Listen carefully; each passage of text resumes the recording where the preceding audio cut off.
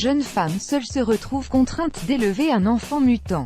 Les bonnes manières jonglent avec les gens sur fond de contes horrifiques. Le film brésilien a déjà été récompensé dans de nombreux festivals. L'horreur vient du Brésil dans Les bonnes manières de Juliana Rojas et Marco Dutra, film récompensé à Elle et Trench Festival, à Locarno et à Gérardmer. La terreur est plutôt mignonne puisqu'elle est représentée par un loup-garou qui va changer la vie de deux femmes. La première, Marjorie Estiano, est riche, blanche et enceinte. La deuxième, Isabelle Zua, est pauvre et noire. Leurs rapports vont évoluer. Elles sont d'abord patronnes et servantes avant de devenir des amantes nées. La naissance du petit monstre craquant qui tue sa mère laissant à la servante le soin de l'élever, change encore la donne. Le film n'est pas qu'un conte horrifique, déclare Marco Dutra à 20 minutes. Il parle avant tout de tolérance en célébrant toutes les différences. Petit loup comme tu as de grandes dents. Le jeune héros est un petit garçon, presque comme les autres. Il faut juste l'enfermer dans la cave les nuits de pleine lune pour lui éviter de dévorer ses petits camarades.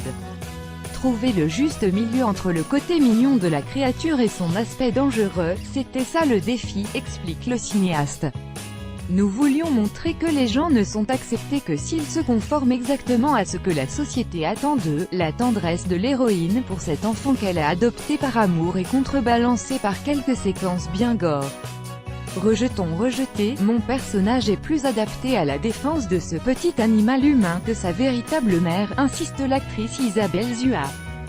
Sa couleur de peau et sa condition sociale lui ont appris à se défendre et à vivre caché. Si le film joue avec les codes du genre fantastique, en exploitant les recoins sombres, mais aussi un centre commercial de Sao Paulo, cette belle histoire illustre surtout les dangers qu'on rencontre quand on ne se conforme pas aux bonnes manières, qui donne son titre au film.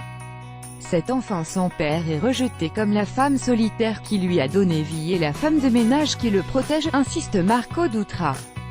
De l'éducation au frisson, on sait bien que le film ne peut que se terminer dans le sang, même si le spectateur s'attache doucement à la créature, qu'elle prenne la forme d'un garçonnet ou d'un petit loup vorace. Je serais contre si les gens ont peur, mais je me sentirais doublement satisfait si le film les conduit à réfléchir et à se montrer plus compréhensifs avec ceux qui ne leur ressemblent pas, insiste Marco Dutra. Ce film à la fois effrayant et merveilleux passe de la chronique d'une éducation compliquée où la comédie musicale s'invite parfois aux frissons du cinéma d'horreur.